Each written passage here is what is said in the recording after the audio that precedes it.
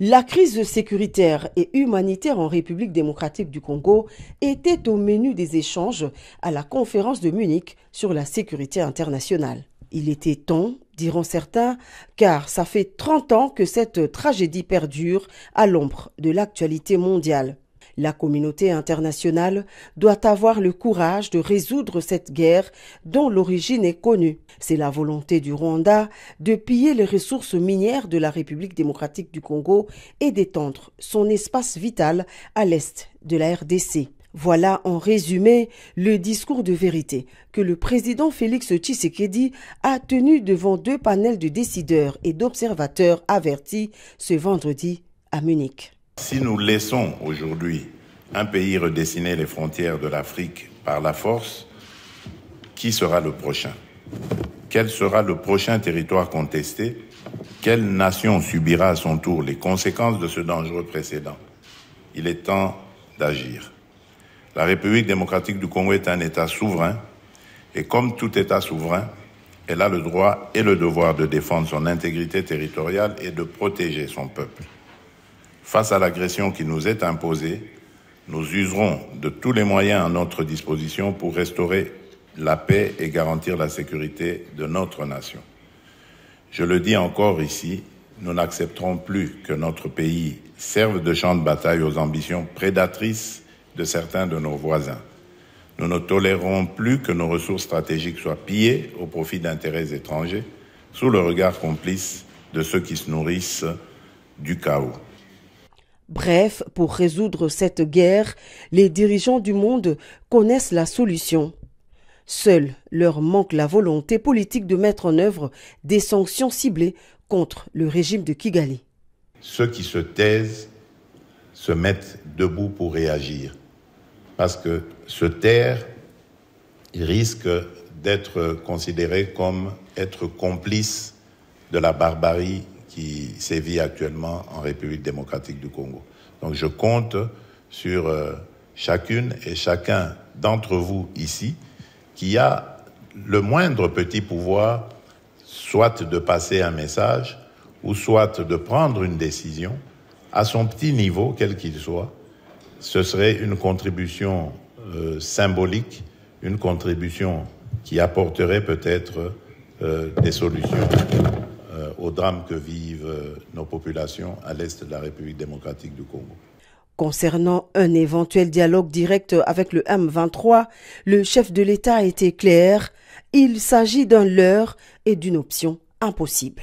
Ce n'est pas une question d'ego, une question d'orgueil ou d'arrogance lorsque nous refusons de parler directement avec le M23. D'abord, la première raison, c'est parce que le M23 a massacré des populations et a bombardé des camps de déplacés où il y avait des femmes et des enfants. Ils ont été massacrés. Donc pour nous, c'est un mouvement terroriste. Et on ne négocie pas, on ne discute pas avec les terroristes. La deuxième raison, c'est parce qu'il y a le processus de Nairobi. Le processus de Nairobi règle la question des groupes armés. Et donc, le M23 étant un groupe armé, il est logé à la même enseigne que tous les autres groupes armés évoluant en République démocratique du Congo. Et il doit avoir le même traitement, donc il doit rentrer dans ce cadre. La troisième raison, c'est parce que le M23 est un mouvement, j'allais dire, qui est vide de contenu. C'est en fait un supplétif du Rwanda. Le M23 est une sorte de paravent que le Rwanda met, mais en réalité, derrière, c'est l'armée rwandaise et donc le Rwanda qui se bat. La preuve de ce que je dis, c'est que dans le processus de Luanda en Angola, nous avons discuté avec le Rwanda. Si le Rwanda n'avait rien à voir dans ce conflit, pourquoi est-ce qu'il répondait aux invitations du facilitateur pour discuter avec la République démocratique du Congo? Et enfin, c'était aussi l'occasion de démasquer la vraie nature de l'AFC, l'autre composante de la rébellion. Je n'ai absolument pas l'impression que l'opposition qui a pris les armes, qui a fomenté avec le Rwanda ce coup contre la République, est dans son bon droit. D'ailleurs, la preuve, c'est que les vrais commanditaires se cachent. Et le vrai commanditaire de cette opposition, c'est mon prédécesseur, c'est Joseph Kabila. Mais il ne l'avoue pas, il n'assume pas ses actions. Il y a donc deux composantes de la coalition qui attaquent la République démocratique du Congo. D'un côté, les terroristes du M23, une coquille vide et une marionnette du Rwanda. De l'autre, l'AFC, une création de Joseph Kabila. Voici les deux facettes du mal qui veut détruire la République démocratique du Congo. Mais ils ne réussiront pas leur œuvre macabre, car le peuple congolais ne se laissera pas faire. La défense de la patrie est un devoir sacré.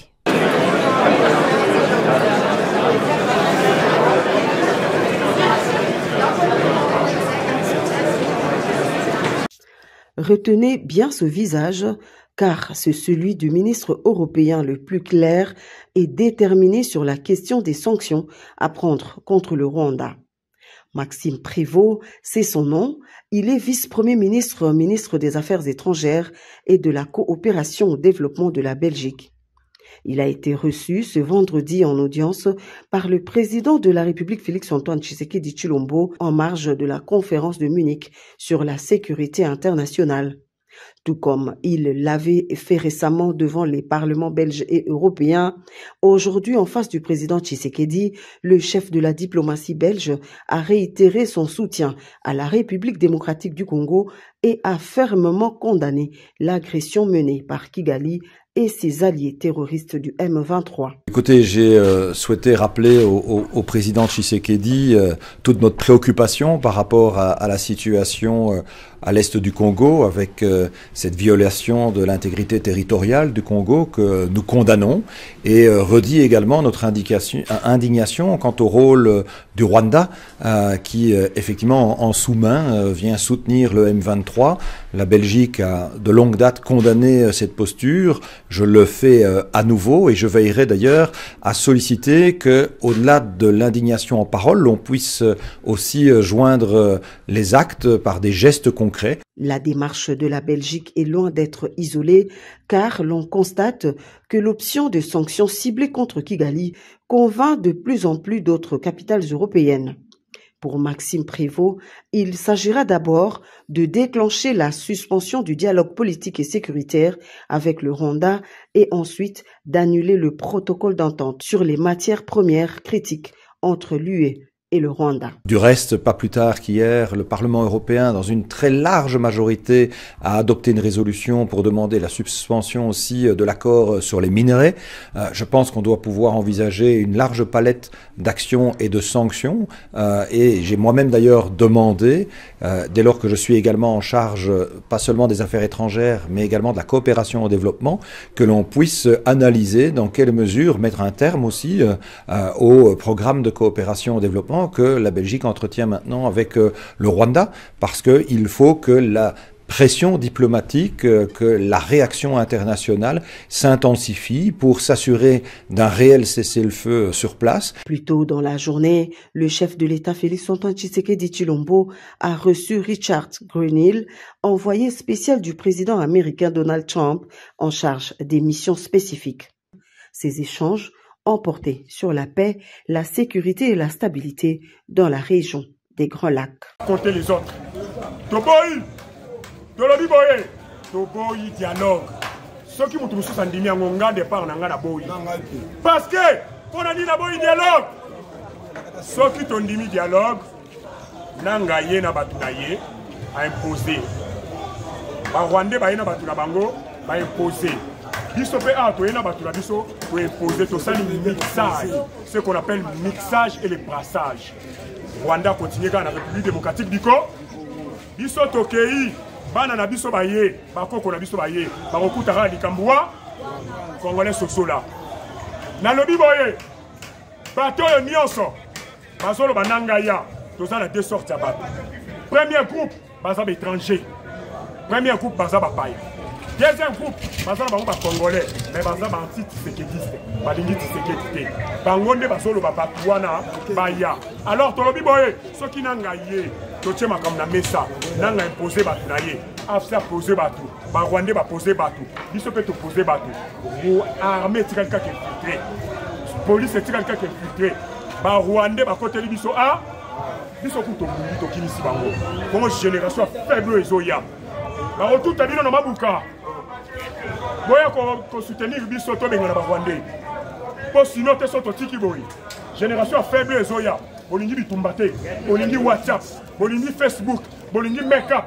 Bako tout a bino na bolingi TikTok, YouTube. Bako tout a bino na mabu. Na mabuka. Biso bako tout a te pour ba hôtel la on menacé, biso to menacé, on menacé, biso to menacé. Mais bino, quand biso to kola, to so kende, suki apembe yango yo te. Na so kende, suki apembe yango yo. Lobby, bino bat bogoya. Ba étudiant sika, bano asika, bogoya. Boko tele me la ba Rwandais. Bolingi winner, ba opesa bino ka $50, $10. Et on a bête na winner na dia ibele. Basuyo, biso to teka da molimo. Mbongo te, tozanga bakor. Mbongo te, tozanga a. Mais yo ton ba kota otalika, winner na bête à 3000, na dia 100,000. Bon Rwanda pesa $10 na $20. A kota na Congo. Eza boete. A kota a. Monde bokota ba Rwandais. Bango bazanga tango ba oya. Azoboma bino muke ba obwa. Ba oboma muke ba oba. Bango ba premier be. Congolais soso là. Na e apono sa ba black té. Na e ko tele misande mémoire na yo. Biso tozo kende. Suki apembe yango. O tika na ndenge nini. Soto bito sola nananga. Oui to solo là. Aya koti ba Rwandais. Biso to tie. Biso mixage koti. Félix Assilisi akei. Biso to kei. Président Moussou Aye. Oh, encore on va aider en côté. Na boya on faut na changer. Tant on changer ba on peut ba cotiser. Zamba. Pour ba ko benga na frère. Et sous kan ndenge nini. Ete yayo na loba mingi te. Na si na lobi mukie na ekoti. Na obonde la mutute. So soutenir Félix, so soutenir to vandi. Aza ko konzi. Aro sala pa toki mbongo na ya kei na ye envoami. Mais azo luka bolamu na yo na ngai. Pona ni makambo eye. O aboyi bakor. O Kabila Sinyaki. Aboyi kote kamboka. Yonga makambo ezana. So lo de lingi na ye azu mbongo na ye. Ake na ye. Atiki biso. To suka ndenge ni guerre sokeza. So za na biloko okoka olamba mo. Bobo sali le 17 mai. Même so so mona na raté le 17 mai. Kimia atande kamona na raté. To suka wa? Un sommet des conseils de sécurité et de la paix aujourd'hui, vendredi 14 février 2025 à Addis Abeba, la capitale éthiopienne. La première ministre congolaise, Mama Judith Kuluka, va participer. Le lot, sommet Mokezaya Kimia, la sécurité, pour l'Éthiopie, la air Éthiopie, Addis Abeba. Makamuza Kitoko, Fatio qui est après, mais maintenant premier ministre, Fatio qui m'a sauté. Fatio, vous préparez ni? Non, rien à Oyato solo là. Non, on a beza Fati. Ma beza. Ozo préparer ni nyozo lo baté ni nité. Ozo préparer ni. Nazo ya kuna na Oyato solo là. Oye bisanga ezandenge ni na kwenga na yo ça peuple ko. Koto mo na clarté. On dirait ma et là on mo rezali. Ba Rwandais boké. De la Biboye. Une révélation de l'ancien ministre de l'Intérieur de la République démocratique du Congo en disant nous allons faire le nettoyage. Le Congo est infiltré par Rwanda au sein de l'armée, au sein de la police. Au sein de la police. Et il ne s'arrête pas là. Mais il continue. Le Congo est infiltré dans la société civile, même dans les églises catholiques, dans les confessions religieuses, au sein des députés et ministres. Et maintenant, c'est l'étape de nettoyage. Et on va nettoyer tout le monde, a déclaré. Nous disposons les épreuves audibles, c'est-à-dire les audios, la WhatsApp, la Facebook, tout ça. Nous disposons les épreuves audibles, dans les épreuves audio, des échanges téléphoniques des prêtres catholiques avec les M23 du Rwanda, a déclaré le ministre honoraire de l'Intérieur, Sécurité et Affaires coutumières, Maître Peter Kassa Kankoni. Betele Maboko. Tolobango awa, nous infiltrés dans l'armée, dans la police, dans nini, bolobabiso batanzela, autorité yoana lobiamo. Même si nous guerre est officielle, c'est la ligne. Au Kangi Munguna, même à la police. Vrai ou faux? So au Kangi Munguna, même à la police. Comme Maïté, même à la peau. Mais avant même, est-ce que Moutou a dindi na maï? Abima Abinamba. À lobby, infiltration dans l'armée, dans la police, dans l'ANER, dans l'IN, Peter Peter Kassali Moukalobakiam. Où est-ce que vous avez dit? Pour le Barongam de Solobaka, Yemouka Dobakiam. Asamnani, cadre, avocat, ministre intérieur, honoraire, était Yabino, Rwandais. Tolodi Boye, plus de 443 députés, hier 13 février 2025, européens viennent de voter contre le Rwanda et Kagame grâce des interventions de la ministre des Affaires étrangères, Madame Thérèse Wagner, et de l'ambassadeur de la République démocratique du Congo, M.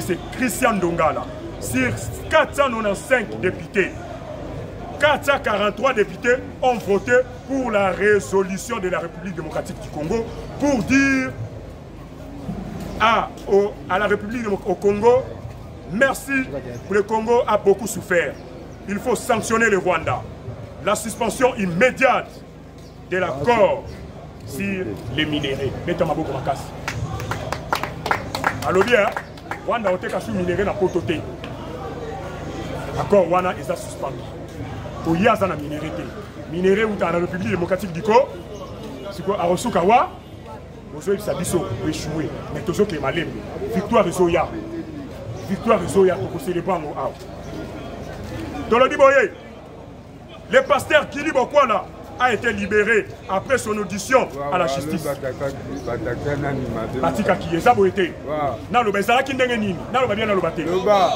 Vital Kamere a donné une mauvaise information. Président de l'Assemblée nationale, à l'Obio, Nini, avenue du commerce, avenue Nini Wana, du marché, ils ont la boca rebelle. Ma phare de ces bailleurs va l'obiter. Avenue du commerce, avenue du marché, ils ont la boca phare de. Kotoyo Kelana, qui lui beaucoup à la côté de phare de ces. Kotoyo Kelana, il était. Il y a caméra siliki.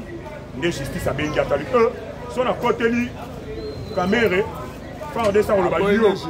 Il faut descendre dans le lobby au boy. Sauf à côté du boy. Allez, qui dit qu'il y a un anda?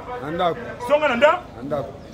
Par exemple, quand on a besoin de faire ça, si on a un mupaya, on a un mupaya, on a un tanga, tanga, si ça sonne pas na bino, et ça vous été. Oui. Quel est le bino? L'étranger. Dans le biboy. Nous mettons en garde les confessions religieuses qui sont en train de faire leur consultation machiavélique. Nous ne pouvons pas négocier avec la personne qui a un mandat dans le CPI. Vrai ou faux? Oui. Nous avons un mandat dans le CPI, abomi bakebele. Après, il y a des services qui négocier. Ma négociation est rebelle. Même les États-Unis, ma négociation est terroriste. Vrai ou faux? Le problème est que la confession religieuse. Quand tu as condamné, tu ne vas pas battre. Les loboyers, il faut dire que Awa, na Rwanda,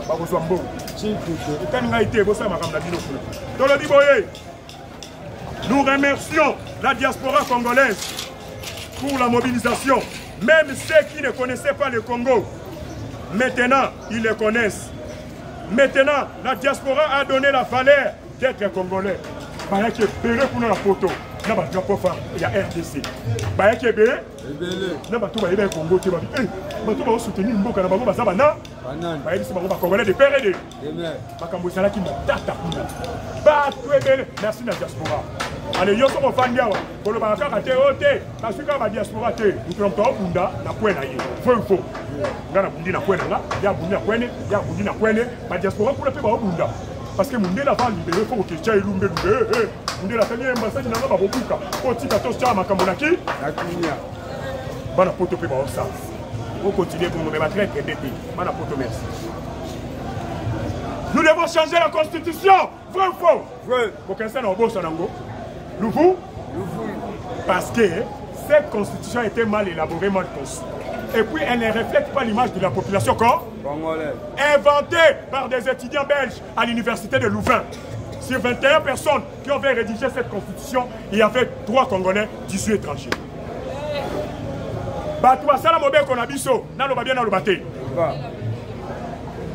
ba étudiant belge.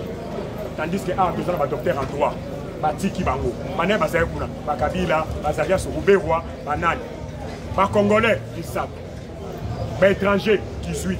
C'est quoi ba vous la ni? Le 14 février, journée des amoureux. Toroti kamote ato le belaragno. Bolingwe bandara ao. Ezara ndengeni. Liboso, soda bandera ko balate. Parce que soit kena bitumba fo akufa. Soda, mobe ko ezala kina poto kuna ko balate. Yo soda, o ko balate. Parce que soki oké bitumba kufi otiki mwasi na ba, ko zara célibataire. Alors ba soda ba yekotala. Oh, to balate ko ani. Biso pe to ana mo estu to yokara. Photo yokara essai. Biso pe photo yokara essai. Allez, ba ke sikoyo ba bi photo ba tobana. Ba komi azui mwasi akepa asango, basango kaka. Ba komi ko pesa mariage clandestin. Basango. Ba komi ko pesa mariage clandestin azui mwasi à la fille ba ke na ye tipa asango. Eza boyete. Ko banda boya bango babala. Le temps mutaboyi. Soko pupa ubani bakangiyo. Donc ko bala te. Koyo za homme de guerre. Yonde mutobunda na est. Yonde mutobunda fo bala te fo zaka yobo. Ah, tout bala raté. Te photo ndo bala. Ensuite, bakomi ko kwesa lango clandestine ndenga ko batama. Eza boyete. Bakomi ko sala ndenga ko batama. Balobi to kende sango abali sabi. Sango abali sabi. Basango babanda makambo ko désobéir na makambo leta bandaka. Ba yesu koyo bada soda wana asui mwasi wana kepa sango na ye na mwasi na ngai bali sabi na ndenga ko bata aye na mwasi na bisango bali sango ko abiwe to landa leta te ali banda lelo bokomi mwasi na moba tangu le abalisa leta ye koyo kango alte service à renseignement bandi ko landela aye ko kuta sango azopesa mariage clandestin.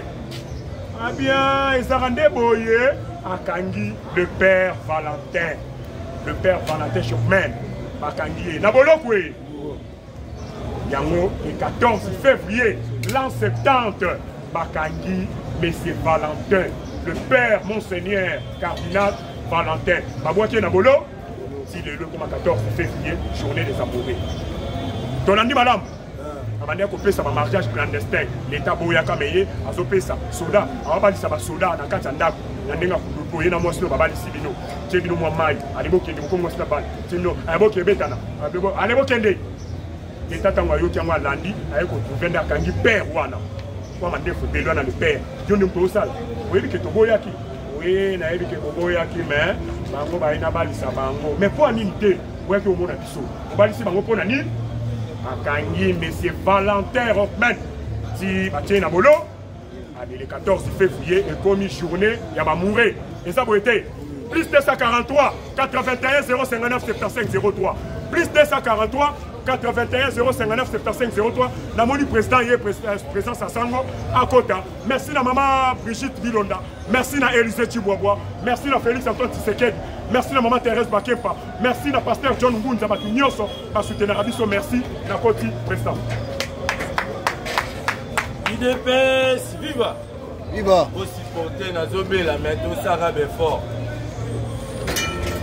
Toye comment na likambu ya église catholique et monani na misu. Toye bise bino a baza ba traître. Complicité église catholique oyo basalaki na niveau ya Lubumbashi babengaki yango réunion ya bakatakatange oyo tomonaki ndeko na biso na kombo ya Fridolin Mbongo akende kosolola na Kabila na Kone Nanga azalaki nanu awa Fridolin Mbongo akende kosolola lisusu na Katumbi. Lelo tozoloba oyo chef de l'État ayambi batu nyonso beglise nyonso mais chef de l'État tindi mutu te akende koluka dialogue oyo église catholique azoluka nde tozoloba boye lobi Fridolin Mbongo bazalaki na niveau ya Kigali bakutani na Paul Kagame bazosolola na Paul Kagame makambo ya dialogue IDPS viva ezali ko démoraliser ba militaire oyo baza na front makambo Vital Kamerhe alobaki oyo ba militaire ya Rwanda bazokota apesaki bango direction nini bakokotela po baya kokoma ntina kokwesa baéroport oyo eza na Sud Kivu mais lobi nayebisa yo sikoyi esalaki mosala Nzambe asungi biso makasi FARDC lobi aprofite abotoli 7 villages nayebi te soki boyoki yango merci ndeko FARDC abotoli 7 villages oyo torécupéré par M23 problème ezani Rwanda azoprofite kotindaka bakamasi na ye bamituka wa minene na bamilitaire kokenda korenforce ba M23 lobi bakufi plus de 1600 première fois namona sikoyi na nzela mai ya Sud Kivu eki lak oyo ezalaka kuna na lak Kivu sikoyo ezokota mai ezolanda bango na zamba oyo babatamaki IDPS viva ndeko aza na information tobomi bango bakufi FARDC progresser totie barrière na bamilitaire ougandais sikoyo ndeko Eliezer atuni Vital Kamerhe pourquoi tomoni basango bazokende kosinga dialogue nani atindi bango Vital Kamerhe yebisa ndeko Eliezer malamu Vital Kamerhe alobi te basango tomonaki bango mokolo liboso bakutani na chef de l'État mokolo mibale bakutani na ngai mikolo misato bakutani na Martin Fayulu IDPS viva après tomona basango bakie kutana na Corneille Nangaa basango balongo va Corneille Nangaa bakie kokutana na Paul Kagame totuni boye aéroport ya Goma eza ya kokanga dino basango bolekeli nzela nini vol na biso na Kigali eza ya kokanga basango balekeli nzela nini po bakota Goma Kigali balekeli nzela Kigali bakoteli Kizenyi ka nzela barebele bakotelaki IDPS viva toyebisa bino bato bazosala mosala ya barebele na minute oyo toloba basango bazokende Paris lelo kokutana na Frank Diongo kokutana soki na Olivier Kamitatu na Katumbi nayebi ke Katumbi ekozala te me ekozala baenvoye spécial na bango oyo bakotinda Frank Diongo eza bakabila atindi Frank Diongo atindi na bato na Olivier Kamitatu Katumbi batindi délégation na bango bakutana na basango IDPS viva voilà comment biso to rejeter toutes les négociations bamilitaire na biso na front baza ko se comporter très bien baza kobunda mpona kolongwa mutayeli aote ko Goma tombe négociation ezoya jamais koto bino bonégocier koto barebele baoluka baévolue condition nanga eza nini oyo tozi comme basusi azwa ministère intérieur azwa défense azwa finance azwa budget IDPS viva azwa na banque condition ya nanga soki baye awa ok complicité wana ezali kobloke biso to gouverner te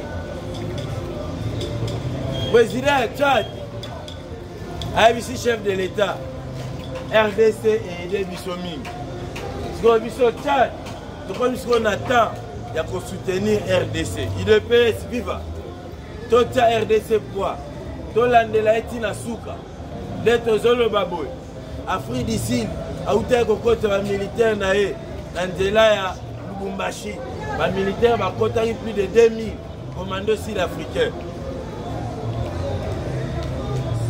Burundi akoti bamilitaire na ye na nzela ya Burundi RDC président Burundi alobi boye elekaki lobi na miso ya peuple burundais oyo bazali abavoisin na Kigali na Rwanda alobi be tomoni bali batake biso mutu akotake biso mbalo biso siko tozotake il est pèse viva c'est-à-dire ayebisi Rwanda ke Rwanda préparé Burundi azotake Rwanda nayebisi yo négociation eza te parce que bato bakufi déjà ebele bauti koboma artiste musicien na kati ya Goma artiste musicien wana ayebani makasi na Kinshasa awa toloba lokola aza lokola wera lokola fali oyo ayebani makasi mais barebele baparveni koboma ye En plein clip, en plein clip asala clip wana zoyembela Congo alobi boye ata boye bokagi Goma biso toaka bakongolais Goma na biso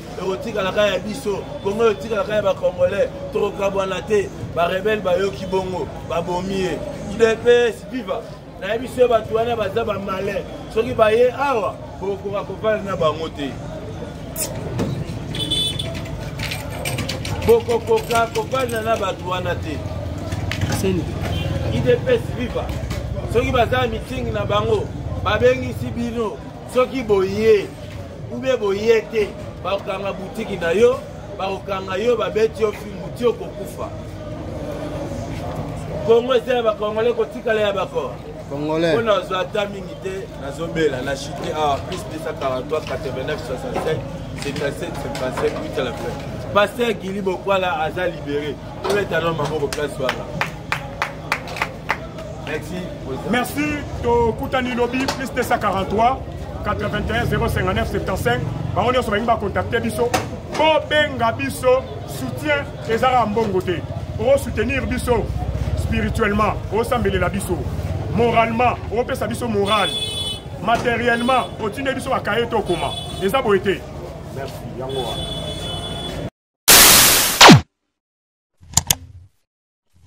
Africa cool, et abena cool, Africa cool, abena cool, le quoi cool ma topi. Après toujours,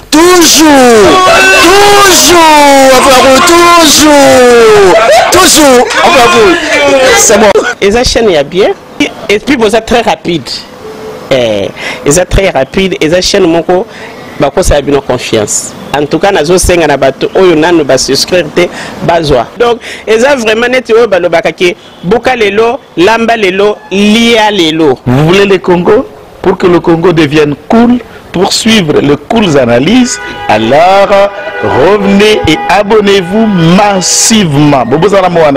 Massivement. Alors beaucoup de gens ils pensent que l'Afrique cool donne l'information en temps réel. Mais je ne crois pas cela. C'est-à-dire l'Afrique cool donne l'information en temps réel et en temps chirurgical. Si tu ne suis pas, tu as la crise cardiaque. Qu'est-ce que tu penses de l'Afrique cool? C'est PPL. Africa Cool, c'est la destination de prédilection pour une communication optimale. Africa Cool Télévision est une chaîne qui est en train de réunir toutes les tendances. Donc les chrétiens s'y retrouvent, les païens s'y retrouvent, les politiciens s'y retrouvent, les femmes ménagères s'y retrouvent. Donc on a biso to sepela ranango yango chaque fois son aye na Kinshasa il faut na mona Africa Cool. Une chaîne impartiale. Et le rôle Babino, vous méritez le soutien de la population ainsi que des institutions complètes. Bisognoso, tous s'abonner à Afrique Cool. Afrique Cool, Afrique Cool, merci beaucoup. L'idée. Non, je remercie en tout cas Africa Cool leur support et on leur souhaite bonne chance pour la suite. On leur souhaite le plein succès. I'm coming from Johannesburg. I'm one of the subscribers of Africa Cool.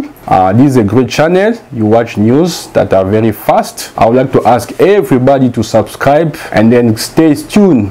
Thank you very much. Placer un petit mot par rapport à la récompense Oyo. Je félicite très sincèrement Africa Cool. Voilà. Je n'avais pas opéré le mauvais choix. Voilà. J'avais recommandé, je me rappelle que je disais que c'était une destination de prédilection pour une communication optimale d'excellence.